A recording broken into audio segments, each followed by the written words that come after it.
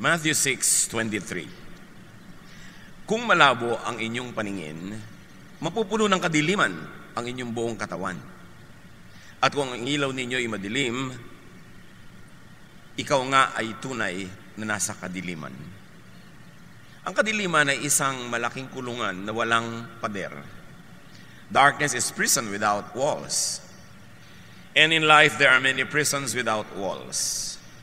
Mga imaginary prisons. Mga taong nakakulong, wala namang kulungan. And these are what we call mental prisons. Mga kulungan na nasa isip lamang. What are these? Mental constructs. Mga sari-saring korte ng pag-iisip. Thoughts, beliefs, and outlook that limit people. Maraming mga tao hindi magawa ang dapat gawin kasi nakakulong ang isip nila. Napapaliit, napapakitid ang isip at pananaw ng ganitong uri ng mga utak. Napapakonti ang kakayanan, napapaliit ang mundo ng mga nakakulong sa mental prisons. Mental prisons, mga pananaw na nagkukulong ng isip na hindi bagay sa mga anak ng Diyos. Salamat po, Ama, dahil kayo ay Diyos ng kalayaan, Diyos na nagbibigay ng walang hanggang posibilidad sa inyong mga anak. Papaglinawin niyo po ang aming isip, makilala namin ang mga kulungan na nasa isip lamang at kami mapalaya ng kaliwanagan ninyo. Kayo po ang mangaral, pakalinisin niyo po kami, patawarin sa aming mga pagkukulang at ngayon ay basbasan ng inyong karunungan.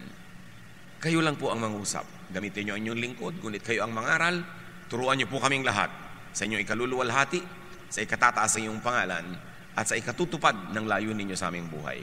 We thank you, we praise you, Father, in the name of your Son, our Lord Jesus. Mental prisons, mga pananaw na nagkukulong ng isip. These are self-imposed limits. Mga taong wala namang tali ay kung makakilos ay parang nakatali. Mga taong wala namang mga rehas at mga sementong pader ay limitado ang kilos. Mga taong hindi naman talaga pinagbabawalan ay hindi makakilos ng malaya dahil akala mo'y bawal lahat. Anong uri ng mga pag-iisip ang nagkukulong sa atin? Isa na doon yung it can't be done. Sa mga nagsasabi laging, imposible. Hindi pwedeng gawin. Hindi pwede yan.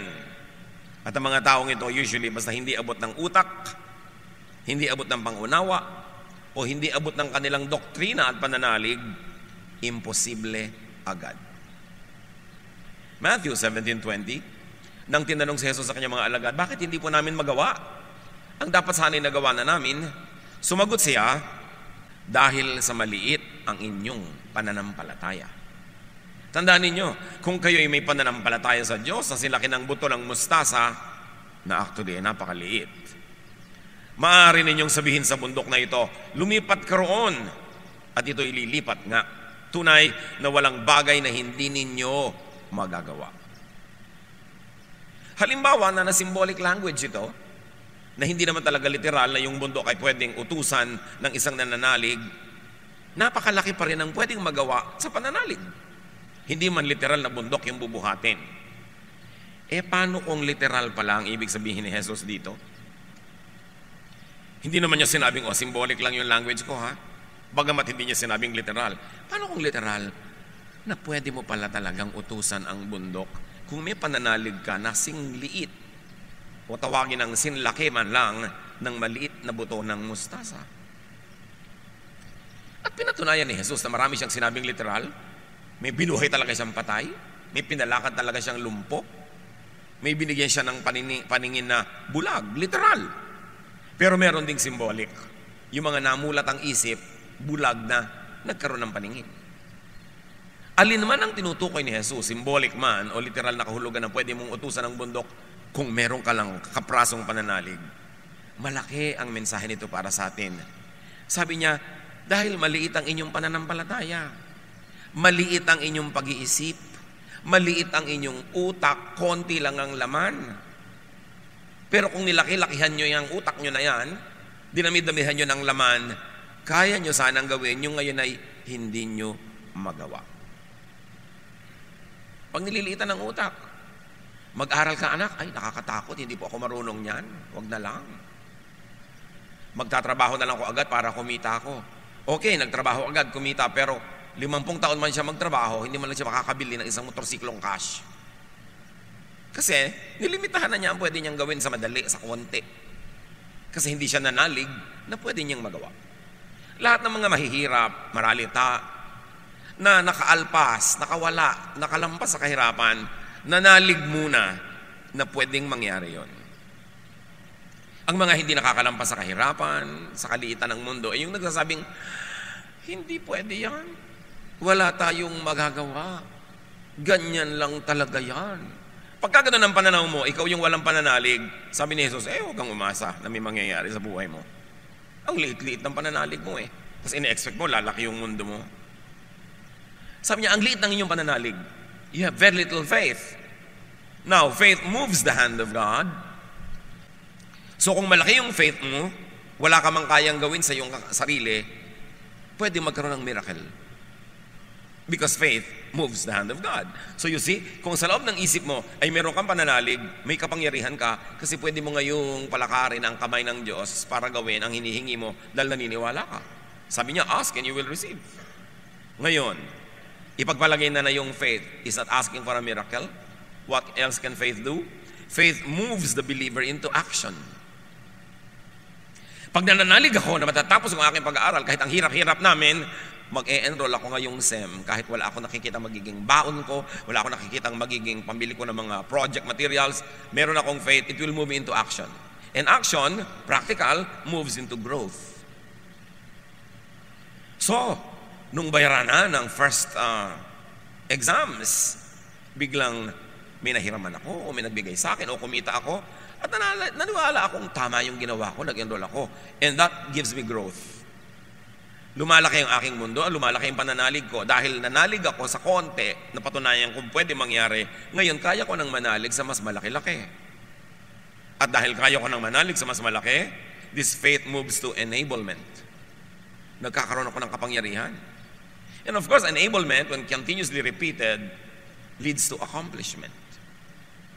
And in that case, natapos mo ang kurso mo, natural cause, hindi miracle. So dalawa ang pwede mangyari sa isang taong may pananalig. Maghimala ang Diyos, o kaya ay dahil sa pananalig mo, marami kang ginawang tama, nagkadugtong-dugtong, ang ending, nangyari din yung gusto mong mangyari na walang himala. Hindi mo naman kailangan lagi ng himala. Kasi merong natural power na ibinibigay ang Diyos sa iyo at sa mga tao na kapaligid sa iyo para katulungan, para yung kailangan pa ng himala ay magawa rin kahit walang himala. At yung paggawa ng walang himala ay isa ring himala. Kasi biruin mo, dati hindi ka naniniwala mangyayari yun, tapos nangyari, di himala rin yun. Kaya lang merong practical, scientific explanation kung paano nangyari. Mark 10:27. Tiningnan sila ni Jesus at sinabi sa kanila, hindi ito kayang gawin ng tao. Ngunit hindi ito imposible sa Diyos.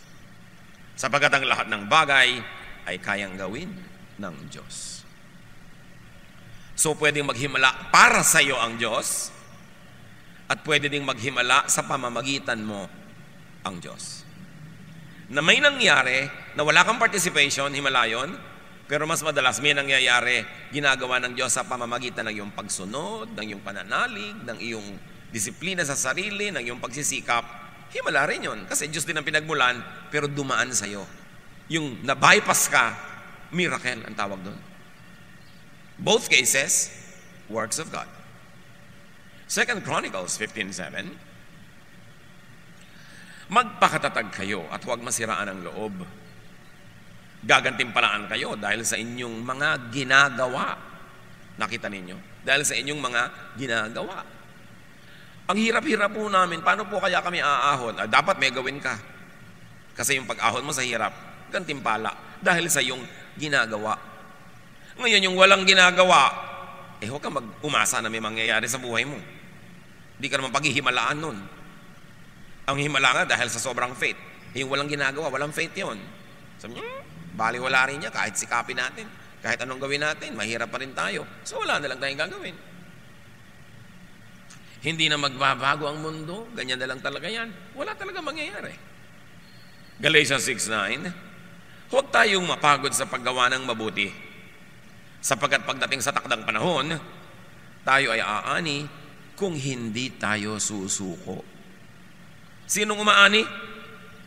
Yung hindi sumusuko. Sino ang hindi sumusuko? Yung may pananalig na ang ginagawa niya ay may mabuting pupuntahan. So, kilalanin, takasan, wakasan yung kulungan na it can't be done. Gaano karami sa mga gusto nyong gawin sa buhay ang hindi nyo na ginagawa dahil sinasabi nyo, imposible, it can't be done. Hindi talaga mangyayari. Ang pasimula ng pangyayari noon ay yung maniwala kang pwede, tapos gagawin mo ang lahat, hindi ka susuko hanggang hindi natutupad yung gusto mo mangyari. So merong interaction, may participation, may correspondence, ang langit at ang lupa, ang Diyos at ang tao sa paggawa ng mga dakilang bagay. Another mental prison, it must not be done.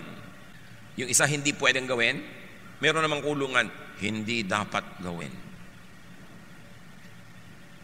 Nanay, mamimili na po ba ako ng ititinda nating puto bongbong? Hindi Pasko, hindi dapat gawin. Meron ako laging pinapabilhan ng puto bongbong sa Taguig. Pag nagpapabili ko ng Enero, wala na kasi hindi na Pasko. Bumibili pa ako. Hindi dapat. Pang Pasko lang ang puto bongbong. Meron yung kulungan ng utak yon. Sa Japan, hindi kayo makakakain ng sukiyaki pag hindi winter. Kasi nakakulong ang utak nila, sukiyaki is winter food. Dito sa Pilipinas, kahit tagaraw, makakakain ka. Kasi hindi tayo nadamay sa kulungan ng utak ng mga Hapon tungkol sa sukiyaki. Ano mga kulungan ng utak nyo na hindi dapat gawin?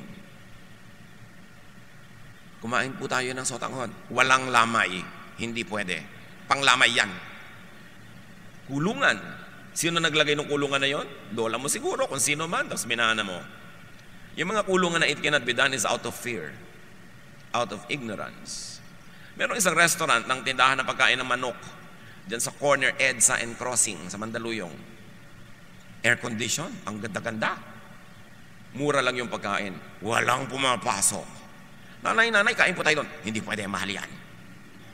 Bakit yung po nalamang mahal? Kita mo, aircon. Mahal yan, magaganda yung mga plato. Nakahalata yung tindahan na walang pumapasok. Tinanggal niya yung aircon, pasok lahat ng alikabok, usok, ang dami kumain. Same price. Yung mga it must not be done, bawal. Yung mga tao, pag may nakita magandang lobby, magandang lugar, magandang tindahan, pasok tayo, baka bawal, nakatsinelas lang tayo. Di ba? Di maghubad po tayo, magyapak tayo, hindi naman sabing bawal na kayapak, bawal lang nakatsinelas. Bawal nakasando, di maghubad ka. Hindi naman sabing bawal hubad bawal lang yung sando. Mga pampalimit ng utak. Hindi mo pwedeng gawin yan, may magagalit. Merong maganda, gusto mong tingnan na display, baka magalit yung tindera. Mukhang mahal, huwag tayong pumasok. Meron, lapitan mo na yung nasa information, mukhang suplado, huwag na lang. Yung, hindi naman niya sasayang, suplado ako, huwag kang lalapit sa akin. Pero ikaw na yung nag-isip, ikaw ang nagkulong sa utak mo, nagtali sa kamay mo, kaya kaalipin. Kasi nakakulong ang utak mo, at ikaw ang nagkukulong, walang iba. Pag nakakita yung mga tao ng mga carpet na pulang maganda, ayaw tapakan, baka pang mayaman. At lalo na ito, bawal sumaya, magagalit ang Diyos. Ang dami-daming kasiyahan na hindi ginagawa ng tao dahil baka magalit ang Diyos. Hindi naman pala nagagalit ang Diyos. Simbahan lang pala yung nagagalit. Dapat ihiwalay nyo yung mga sinasabi ng simbahan at sinasabi ng Diyos. Hindi lahat ng sinasabi ng simbahan galing sa Diyos, mga 80%. Iniimbento yun ng simbahan para madali yung crowd control, para madali ang koleksyon, para ang mga tao'y masunurin, pero hindi galing sa Diyos. Kaya dapat binabasa nyo yung Biblia mag-isa, hindi lang yung kung ano ipakain sa inyo galing sa pulpito. Kasi maraming bawal. Hindi naman bawal ng langit, bawal lang ng simbahan, para dumali ang administrasyon. It's a sin. Pero hindi naman pala. Akala ng tao sins. Hindi nila tuloy ginagawa, nawawalan sila ng saya. Pag nakipagpanayam ka naman sa Diyos, hindi naman pala. Kaya tao dapat nag-aaral. Ignorance is a prison without walls. Kasi pag hindi ka marunong, hindi ka maalam, to play safe, wala ka nalang gagawin. Ilagay kayo sa isang pagkadilim-dilim na kwarto. Maglalakad ba kayo? Magpapaikot-ikot? No. Kasi baka kayo mahulog, baka kayo maipit, baka kayo mahiwa, hindi nila kayo gagalaw. At ganoon ang ginagawa ng kamangmangan. Ang mga mangmang walang ginagawa sa takot na may magawang mali. Kaya ang mga relihiyon, sobrang namumulaklak sa mga bayang ang mga tao ay mangmang. Kaya dapat nag-aaral ang mga anak ng Diyos, dapat mas marunong, mas mabuti. So that you can engage the Word of God, you can engage doctrines and reason out even with religious leaders. Hindi naman Diyos ang mga religious leaders. Sila lang ang pwede magbasa, sila lang ang pwede mag-interpret. Imbento lang nila yon para kontrolin nila ang doktrina at ang mga tao controlled. Kaya yung relihiyon, sa halip magpalaya, nang gagapo siya, nagtatali, nagkukulong. Pag hindi, enlightened ang pangangaral. Matthew 12:11-12. Ang mga tao sa Israel, walang gagawin pag Sabath. Sukdang, ang hayop nila ay mahulog sa tubig at malunod. Bawal gawin yan. Sabi ni Jesus, kung kayo'y may tupang nahulog sa balon sa araw ng pamamahinga, hindi ba ninyo ito iaahon? Kaya't naaayon sa kautusan ang gumawa ng mabuti sa araw ng pamamahinga. So sabi ni Jesus, drama lang yan na wala kayong pwedeng gawin pag Sabat. Okay lang gumawa, lalo't ang gagawin nyo mabuti. Can you imagine ang pagkakatali ng buong Israel sa araw ng Sabat? 100 taon, 1,000 taon. Dumating si Jesus, anak ng Diyos, liwanag ng sanlibutan, asin ng sanlibutan, tubig ng buhay. Sabi niya, press release lang yan ng templo. Pwede kayong gumawa pag Sabat. Kita nyo kung paano magpalaya yon, isang sentence. Ang daming laya ang mangyayari sa tao pag nalaman niyang pwede naman palang gumawa pag Sabat. So pwede ka maglakad ng malayo. So pagka may handaan sa mga kamag-anak mo sa kabilang barangay, pwede ka nang pumunta kasi hindi naman pala bawal. Meron kang gustong gawin, naisipan mong ipag-bake ang asawa mo o ang anak mo ng napakasarap na cake. Sabat, pwede. Kasi sabi ni Jesus, pwede yan dahil magandang gawain yan. Ang laking laya, basta yung utak mo na palaya. Bawal, hindi naman pala talaga. So gaano karami ang bawal sa buhay natin na hindi naman pala talaga pag si Jesus ang tinanong mo. Pwedeng pag tinanong mo si Pedro, bawal. Si Paul, bawal. Si Moses, bawal. Si Isaiah, bawal. Pero pag si Jesus na tinanong mo, pwedeng bawal pa rin. Hindi sundin. Pero maraming hindi naman pala pag tinanong mo kay Jesus. Kaya mahalaga yung Jesus filter. Lahat ng mga nagtutunggali ang mga ideya dyan sa mga doktrina at mga katuruan, salain mo kay Jesus. Yung pasado kay Jesus, dapat pasado sa atin. At konting-konti na lang ang hindi pasado, yung mga unloving. Kaya Jesus is the measure of all things. Jesus holds everything together. At ang sabi ni Jesus, I came so that you might have life and have it to the full. Ibig sabihin, palalayain ko kayo sa mga mental prisons para ang buhay nyo magkakulay. Black and white lang yung buhay nyo. Dapat yan colored. Tapos, stereo sound lang yung sound ng buhay nyo. Dapat yan. High tech. Dahil yan ang gusto ng Diyos, a full life for people. 1 John 4:18, walang kasamang takot ang pag-ibig at pinapawi ng ganap na pag-ibig ang anumang takot. Hindi paganap ang pag-ibig ng sino mang natatakot, sapagkat ang takot ay kaugnay ng parusa. Ang linaw. Pag naiintindihan nyo ang pag-ibig ng Diyos, nawawala ang inyong mga takot. Mga takot sa mga bawal, takot sa mga hindi pwede, takot sa mga parusa, takot sa mga guilt. Kasi sabi, kung nauunawaan nyo ang pag-ibig ng Diyos, dapat payapa kayo. Natatanggap nyo, alam nyo, na ipapamuhay nyong mahal kayo ng Diyos, ano man ang mangyari. Ngayon, kaya kayo matatakotin kasi ang laman ng utak nyo lagi, parusa. Kaya ang marami nagiging relihiyoso, lalong nagiging matatakotin kasi lagi ang ipinipreach from the pulpit, parusa. Isang Diyos na galit. Isang Diyos na ayaw ka mag-enjoy. Isang Diyos na killjoy. Isang Diyos na imposible ang mga hinihingi sa tao. Kaya lagi kang kulang, lagi kang guilty. Sabi, pag lagi kang guilty, takot ka sa parusa. Pag takot ka sa parusa, hindi mo pa naiintindihan si Jesus. Hindi mo pa naiintindihan ang pag-ibig ng Diyos sa pamamagitan ni Jesus. Now, that kind of freedom is not licentiousness to do anything evil, because your right to do what you want stops when it begins to infringe on the well-being of other people. Yun ang law of love. Hindi ka malayang gawin ang lahat. Hindi ka malayang gawin ang mga ikasasama ng iyong kapwa. Pero hindi nila ikasasama, malaya ka dyan. Yan ang law of love ni Jesus. Sabi niya, I give you one commandment, love one another. So pwede po bang mang-agaw ka ng asawa ng may asawa kasi kalayaan yun? Hindi, dahil may agawang kang tunay na may-ari. Ngayon, yung isang tao, walang asawa, iyong-iyo na. Kung gusto ka niya. Kasi hindi rin naman pwedeng dahil wala siyang asawa, kalad ka rin mo na, ayaw pala sa'yo. Yung kalayaan mo, tumitigil kung ito ay lalampas na at papasok na sa bakuran ng ibang tao at makakasama na sa kanila. So fear comes from ignorance. And love means fearlessness. It doesn't mean recklessness. It means confidence, trust, and peace. The people of God are free to do anything that God does not prohibit by moral law. At ano yung moral law? The law of love. Basta hindi unloving to others, you are free. Kailan natin maintindihan yun? You don't kill, you don't steal from other people. You don't take away from them what you want to enjoy. You are free. Galatians 5:14, sapagkat ang buong kautusan ay nauuwi sa isang pangungusap. Ibigin mo ang iyong kapwa, gaya ng pag-ibig mo sa iyong sarili. So yung ayaw mong gawin sa ng iba, huwag mong gagawin sa iba, yun ang buong kautusan. Pwede po ba akong kumain ng sandwich na maraming mayonnaise?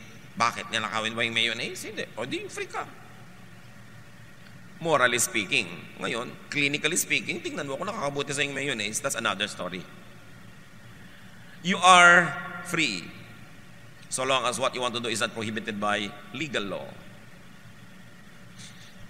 Legal law meaning the law of the land, the law of the company, the law of the family, the law of the community that is meant to keep order, justice, predictability, system.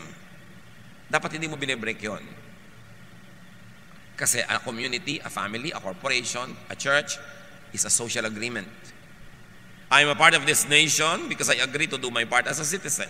I am a part of this family, of this community, of this church because I agree to do the parts of responsible members so that there will be harmonious relationship and there will be a way to address grievance and there will be a way to solve problems in a decent, least damaging way.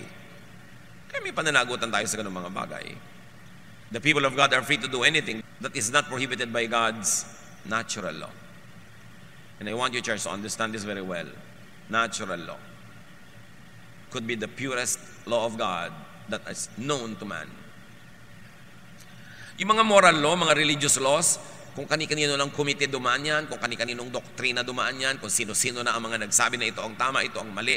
Pero yung law of nature, walang taong nakapakialam dyan. God ang nag-design ng law of nature like the law of gravity, the law of physics, the law that water will always recycle, the law of sunrise and sunset, the law of temperatures and seasons.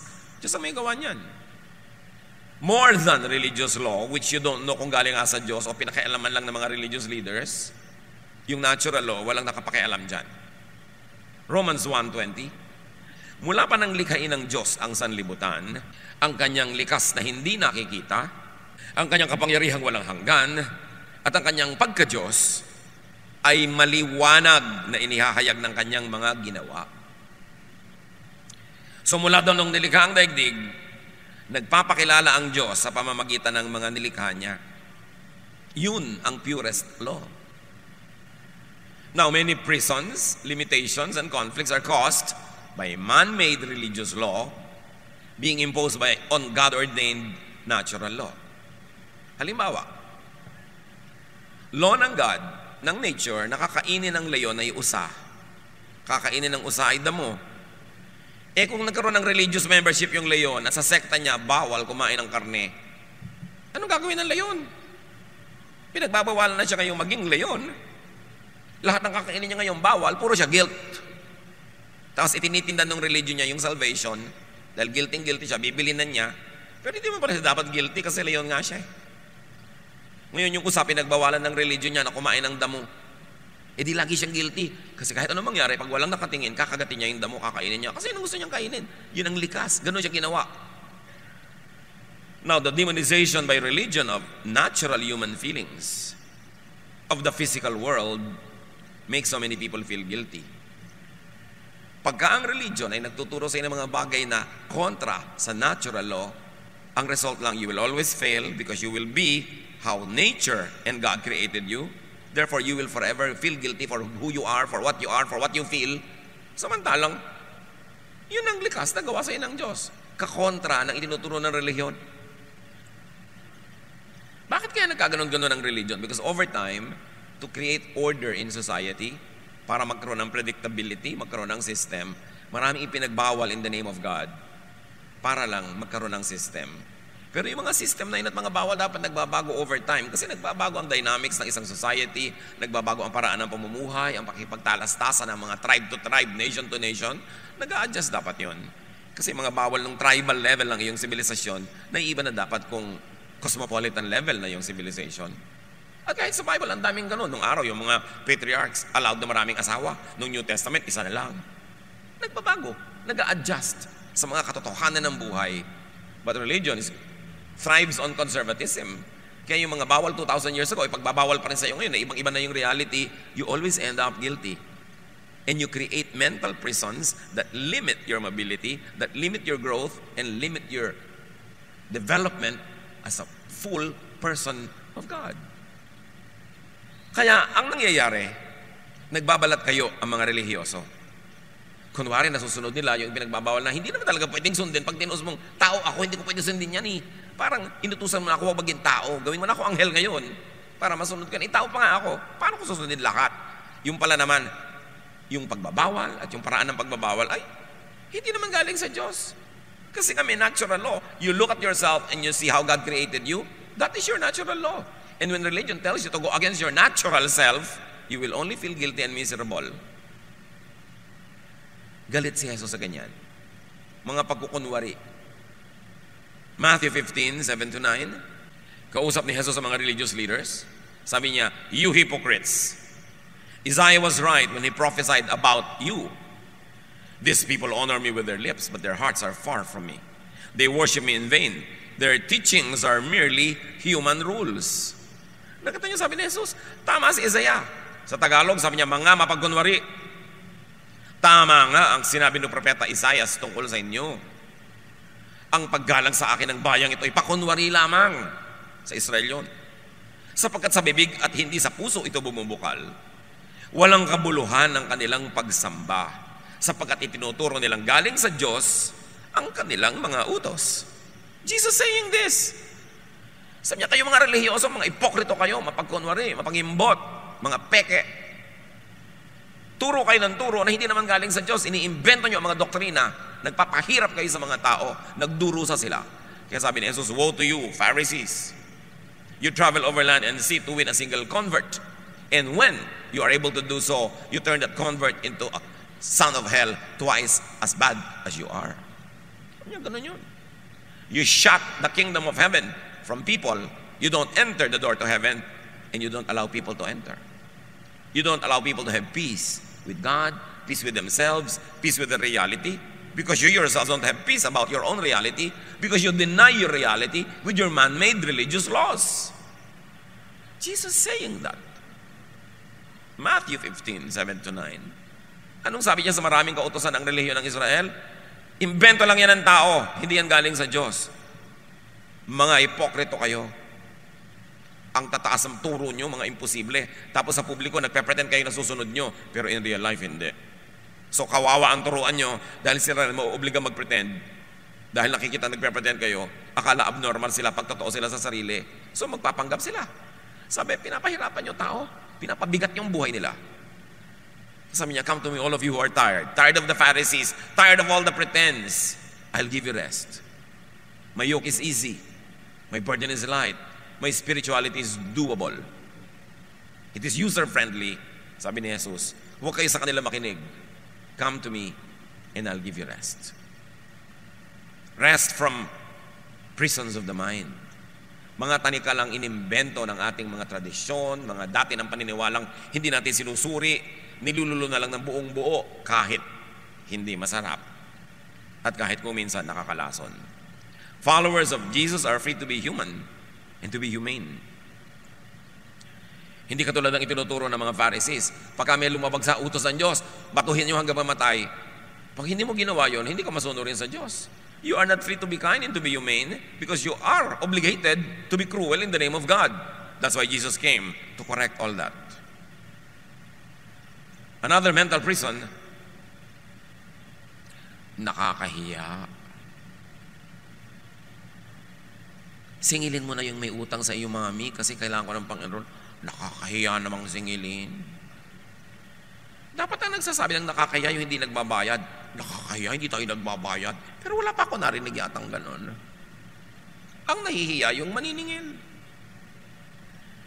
Sabihin mo, hirap ka na. Nakakahiya. O nakalimutan ka na ng promotion, lahat ng bago na promote, naiwan ka na, samantala ang sipag mo, ang galing mo. Nakakahiya. Kulungan. Alam niyo mga mahiyain, preso yan. Mga nanay, kung preso kayo, dahil mahiyain kayo, palalakihin nyo ang mga anak nyo rin sa preso. Kasi yung mahiyaing nanay, mahiyaing tatay, may gagawin yung anak, wag, nakakahiya anak. Dito ka, sumama ka sa akin sa kulungan, dali, magsiksikan tayo dito. Huwag nating palayain ang buhay natin. Huwag natin sabihin ang tunay nating nadarama. Huwag nating ipahalata ang ating mga pagdurusa. Kasi nakakahiya. Huwag tayong humingi ng overtime pay kahit na sobrang overtime work. Nakakahiya. Kaya si Rizal sa kanyang sulat sa mga kababaihan ng malolos, sinabi niya, pinupuri ko kayo dahil gusto niyo mag-aral ng wikang Kastila. Dahil sa wikang Kastila nakasulat ang mga libro. Therefore, pag nakapagbasa kayo niyan, lalaya ang inyong utak. Kawawa ang isang bayan, ang mga ina ay walang ginagawa kundi, sabi niya ganon, magluluhod, magdadasal, humingi ng mga himala na hindi naman nangyayari. Magsuot ng mga libaging kalmen at mga kwintas-kwintas. Sabi ganon, kawawa ang mga anak ng mga ina na ang utak ay alipin, sapagkat ang inang alipin ay magpapalaki lang ng mga alipin ding anak. Kaya mga ina, tungkulin yung palakwakin ng isip at tatay. Kasi pag maliit ang utak ng magulang, eh dililitin ang utak ng anak. Liban na lang kumawala sila at gumawa ng paraan na matuto sa iba. Kaya ang mga alipin, nagpapalaki ng aliping anak. Ang mga dusta, nagpapalaki ng dustang anak. Because you produce your own kind. Kaya pag kami mga gusto ng mag-asawa, hindi mo lang itatanong, may trabaho ka na ba?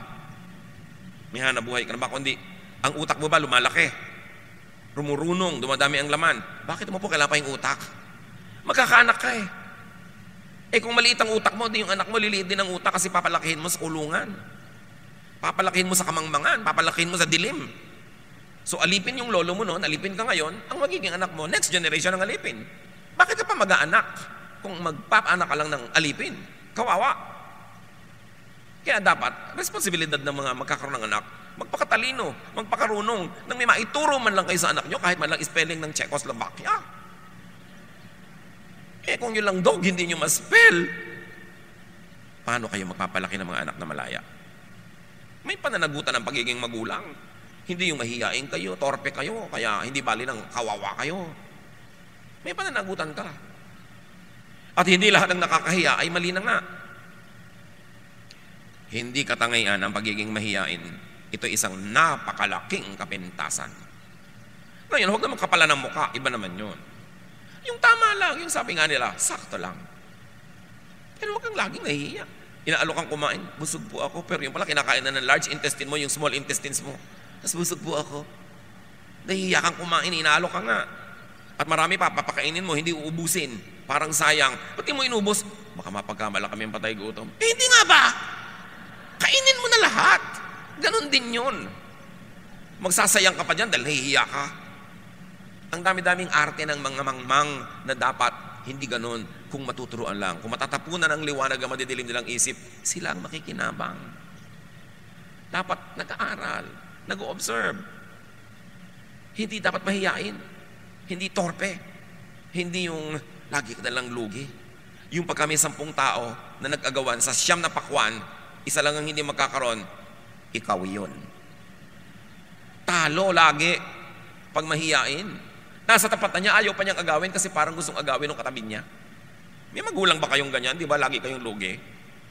Lagi kayo walang kakainin, kayo walang pera, kasi mahiyain. 2 Timothy 1:7, sapagkat ang espiritong ibinigay sa atin ng Diyos ay hindi espiritu ng kahinaan ng loob, kundi espiritu ng kapangyarihan, pag-ibig, at pagpipigil sa sarili. So you see, may pagpipigil din sa sarili kahit malakas ang loob. Ibig sabihin, hindi ka naman yung recklessly shameless. Pero pag kailangan gagawin, pag kailangan sumagot, sumasagot, basta't polite.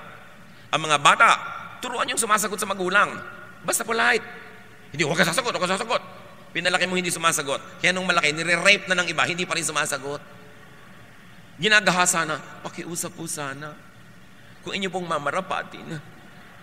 Dahil pinalaki mong mangmang at dungo. Pagka dapat lumalampas na sa dapat na hindi lampasan, tumatapang na dapat ang anak nyo. Kaya maraming batang naabuso ng iba. Kasi sobrang nating pinalaki sa po at opo. Halika anak, alipinin kita, opo. Hindi lahat ng sagot dapat opo. Meron dapat sagot na, hindi po. Ayoko po. Pwede dapat yun. Turuan yung mga bata ng ganun. Huwag kayong magpalaki ng mga alipin. Kawawa sila. At kung sa pagsagot sa magulang, pwede mong bigyan ng mga anak na, anak, pag sinabi ko sa iyo, napupunta tayo sa lamay ng tiya mo, hindi kita tinatanong kung gusto mong sumama. Sinasabi kong pupunta tayo. It's a command. You say yes. Pero pag tinanong kitang, gusto mo bang sumama sa lamay ng ninang mo? Ibig sabihin, option ka to say no. Kaya sa pagpapalaki ng mga bata, mga kapatid, may mga tanong kayo, may mga ipapagawa kayong alam nilang may option to say no. Para nakakapag-practice sila mag-no. At meron mga hindi pwedeng mag-no, huwag niyong tanungin. Utusan niyo. At alam nila yon na may inuutos kasi kailangan, meron namang binibigyan sila ng layan na tumanggi dahil pwede naman. At pag ganun, hindi naman sila magiging rebellious. But you've got to give kids options. And the option to say no must be taught at home. Kasi sa school nga, hindi ka na pwede mag-no. Lalo mga religious schools, halos sa mga graduate, mga robots. Kaya lagi sabi, gusto ko pong ipasok ang anak ko sa isang religious school. Ito, yakin mo na progressive yung approach. Kasi maraming religious school, ang graduate, robot. Pagkatapos, pag valedictorian ka, kahit hindi religious school, usually pag nag-reunion kayo 20 years ago, hindi ikaw yung mayaman. Hindi ikaw yung maraming nagawa. Kasi sa schools natin, alam niyo kung sino yung honor lagi? Kung sino yung laging may medalya? Ano ba mga award? Most courteous. Diba? Most polite. Yung most punctual. Most obedient. Most cooperative. In other words, yung pinakamadaling kontrolin at pasunurin, yun ang may award. Sa tunay na buhay, hindi yun ang makaka-accomplish na maraming bagay. Yung mga creative, yung mga lumalabas sa kahon, yung nag-iisip ng kung ano-anong mga kababalaghan, yun actually mga nakakagawa ng maraming mga accomplishments sa buhay. Kaya usually sa mga batch nyo sa high school, batch nyo sa college, 20 years later, ang nagyamanan, ang nagkaroon ng maraming mga nagawa, hindi yung mga honor. May mga honor din, may mga nagawa. Nakakatanggap sila ng employee award, 20 years loyalty to the company. Walang absent, walang late. Ganun mga klaseng mga honor. Pero don't expect them na may naiimbentong iba, may nagagawang sistemang iba. Usually, ang nakakagawa na yung mga pala absent, yung mga bagsak-bagsak. Hindi ko naman sinabi magpakabagsak-bagsak kayo dyan. Pero ang sinasabi ko, ang nire-recognize lagi ng relihiyon, ng eskwelahan, ng society, yung madaling kontrolin, yung robot. So, hindi lahat ng award na ibinibigay ng lipunan, yun na nga ang tamang dapat ibigay. Dapat may award for creativity, for standing out of line, for getting out of the box. Kasi yun ang makaka-accomplish ng maraming bagay. Meanwhile, dapat mga 3% lang lipunan yun. Yung 97 dapat talaga cooperative, punctual, kasi para umandar ang lipunan. May system. Pero huwag yung pagpakamatayan na yung mga anak nyo, lagi maging honor. Kasi honor for what? Siyempre, accomplishment naman yung napaka-punctual niya ng 3 taon. Pero sa tunay na buhay, di ba ang dapat punctual yung mga empleyadong karaniwan, hindi yung mga tunay na may mga decision makers. So dapat isipin natin to get out of these cycles of imprisonment. Another mental prison, mahirap gawin yan.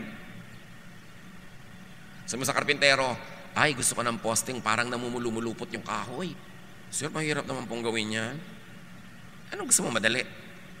Umuwi ka sa inyo, matulog ka, madali yun. Yung mga taong hindi umaasenso, yung mga taong ay mahirapan, may ipinapagawa ka. Ay, mahirap po yan, sir. Ang gusto lagi madali. O kaya sabihin nila, we cannot do it. It has never been done before. Dapat ang ginagawa mo, what has not been done before, para dumami ang pwede nating gawin. 2 Kings 5:10-13. Isang makapangyarihang general, may sakit, may ketong, pinayuhan ng propeta. Ipinasabi sa kanya ni Eliseo, pumunta ka sa ilog ng Jordan, lumubog ka ng 7 beses, at magbabalik sa dati ang iyong katawan. Gagaling ang iyong ketong. Nang narinig ito, galit na umalis si Naaman. Sinabi niya, akala ko pa naman sasalubugin niya ako? Propeta na yan. Tatayo sa harap ko, tatawagin ang Diyos niyang si Yahweh, ikukumpa sa kanyang mga kamay at sa tapat ng aking ketong, at ako'y pagagalingin. So yun ang ini-expect niya. Mamamburambo, budu-budu yung propeta para siya gumaling. Eh, sabi sa kanya, pumunta ka sa ilog ng Jordan, ilublob mo sarili mo 7 beses. At bakit hindi na lang sa mga ilog ng Damasco, sa kanyang sariling bayan, tulad ng Abana at ng Farfar, na mas malinis kaysa alinmang ilog sa Israel? Hindi ba pwedeng doon na lang ako maligo para gumaling? Ayaw niya sundin. Because it has never been done before. Ang yaman-yaman niya, makapangyarihan siya, lulub-lub siya sa Jordan. Actually, yung Jordan, sapa lang na puro putik. For all the drama that the Bible gives of the Jordan, isang sapang puro putik lang ito. Kaya sabi niya, bakit sa bayan ko ba walang magagandang ilog? Ba't di na lang doon? Verse 13. Ngunit lumapit sa kanyang mga lingkod at sinabi, Ginoo, kung mas mahirap pa riyan ang ipagagawa sa inyo ng propeta para kayo gumaling, hindi ba't gagawin nyo yun? Gaano pa yung paghuhugas lang ninyo para luminis? So makatuwid, ginawa niya, gumaling ang kanyang ketong. Marami tayong hindi ginagawa dahil lang hindi natin nagawa before, bago sa ating pandinig, o kaya we think it is beneath our station in life. Sabi niya, ba't di mo nalang sundin para ka gumaling? Hindi umiwas sa mahirap gawin, at huwag umiwas sa mahirap na gawin, lalo na kung mas mahirap naman kung hindi mo gagawin. Tulad nga na sinasabi natin, puto bongbong kumpas ko, bakit? Ang lechon, pang fiesta lang? Tingnan nyo ang mga ibang tindahan ng lechon, araw-araw. Isa sa mga kulungan ng utak, mga kapatid, tradition. Tradition. Yung tradition, kaugalian, nakasanayan, may panahon yan na effective. Pero may panahong hindi na. So dapat, talikuran na at gumawa uli ng mga bagong tradisyon. At any given time, a social norm is in a stage of being recessive, dominant, or emerging, or emergent. Laging merong namamayani, nangingibabaw, at laging may pinalitan nyo na papalubog, at merong laging papasikat, emergent. Kaya sa church, alam nyo mga 1970s, 80s, ang laking gulo ng mga evangelical churches sa Pilipinas dahil ayaw nilang tanggapin ang tambol, ayaw nilang tanggapin yung mga electric guitar, ayaw nilang tanggapin yung kung ano-ano dahil daw demonic. May mga churches na nag-split, nagkagulo-gulo dahil lang sa praise and worship. Why? Sabi nila, gusto namin classical music sa church. Ayaw namin ang pop. Lola, yung classical music po sa church ngayon, pop 100 years ago. Alam niyo yung pagiging pop, pagiging classical, it only depends on time. So yung classical ngayon, pop din yun noon. Maraming classical music sa churches ngayon. 100 years ago, nagkagulo-gulo din sila, ayaw din nilang tanggapin. Pero dahil may tumanggap, may naibigay sa atin ngayon na classical. Noong 1990s, malaking gulo sa Pilipinas nung gumamit ang day by day ng mga agong kulintangan. Sabi ng iba, tinatawag daw natin ng mga demonyo pag tumutugtog tayo. Marami akong inimbitahan, hali kayo, tingnan nyo kung may makikita kayong demonyo. Nagdatingan yung iba, wala naman, o sige lumabas na kayo kasi mula nung dumating kayo, nagkaroon. So, ano yon? Dahil lang hindi nakasanayan. Dapat kahit hindi mo nakasanayan, bigyan mo ng chance. Kasi lahat ng luma ngayon, bago yun dati. Nagkaroon lang ng chance na lumuma. Mga kulungan ng isip formula, mga recipe. Well, yung recipe para may puntahan naman ang iniisip mo kung hindi mo alam gawin. Pero kung marunong ka na, pwede mo na i-break yan, umimbento ka na ng iba. Talaga ba? Ang pwede lang na gamitin na suka sa yung adobo, yung ganitong suka, hindi pwedeng iba. Formula. People always ask why. The people of God who will be free, we should always say, why not? Isa pang mental prison, huwag na nga lang, nahirapan, di na lang tinuloy. Pag nahirapan, nasiraan ang loob, atras. Pag nabigo sa una, suko. Pag nasaktan sa simula, dala mode. Pag hindi nakuha ang gusto, sour grapes. Itinanong ko sa mga followers ko sa Facebook kung sino nakakaalam kung bakit sour grapes. Ang konti. So kinailangan ko ipaliwanag. According to kwento, merong isang bear na may nagustuhan siyang grape, kaya lang mataas yung baging. Sabi niya, mukhang tamis, mukhang sarap. At inaabot-abot niya, palibas at bear siya, ang bigat-bigat niya, hindi niya malundag, hindi niya maabot. So sabi niya, sour grapes naman yan eh. So umalis na lang siya. Pag hindi mo magamit, wala namang kwenta yun. Kaya yung maraming gustong yumaman na hindi yumaman, walang kwentang yumaman. Bakit nasubukan mo na ba? Hindi pa. Hindi, sour grapes yan. Walang kwentang sumikat, gugulo lang ang buhay. Bakit yung bang lubog, hindi magulo buhay? Sour grapes. Hindi mo makuha, mamaliitin mo na lang. Kaya yung mga magulang ng mga hindi honor, lagi minamaliit yung mga honor. Honor naman yung anak niya, pero hindi naman kagandahan. Ganyan ang mga sinasabi ng mga nanay na may hugot, no? Yung lang, sinasour grape mo, binabaliwala mo yung accomplishment kasi hindi mo kaya. Pero dapat, no, don't give up. 2 Corinthians 4:16, kaya't hindi kami nasisiraan ng loob. Dapat buo loob mo para may mangyari. Makawala ka doon sa kulungan ng sirang loob. Proverbs 24:16, for though the righteous fall 7 times, they rise again. Nadapa ka, bangon, nadapa ka uli, bangon, nadapa ka, bangon ng bangon. Kesa naman, 5 taon ka nakadapa sa takot mong madapa uli. Bangon ng bangon. Nung araw, nung uso pa yung sweepstakes ticket, at marami sa inyong umabot dito, bumibili ng tagumpay sweepstakes. Lalo't sa Quiapo. Sa likod niyan may nakatatak. Ang nagwawagi ay di umaayaw. At ang umaayaw ay di nagwawagi. Remember? So ganun daw, ang umaayaw, hindi nagwawagi. Huwag ayaw ng ayaw. Keep pursuing your dreams. Kung mawala sa mga taling wala naman doon, invento mo lang, inilagay lang doon ang guni-guni mo. Kung mawala sa mga kulungang wala naman pader, ikaw lang ang nagkukulong sa iyong sarili. Luke 4:18, ang Espiritu ng Panginoon ay sumasa akin, sapagkat hinirang niya ako upang ipangaral sa mga mahihirap ang magandang balita. Isinugo niya ako upang ipahayag sa mga bihag na sila'y lalaya. Maraming bihag at maraming kalayaan ang pinag-uusapan dito. Mainly spiritual. And then, mental. Tulad ng pinag-uusapan nating mental prisons.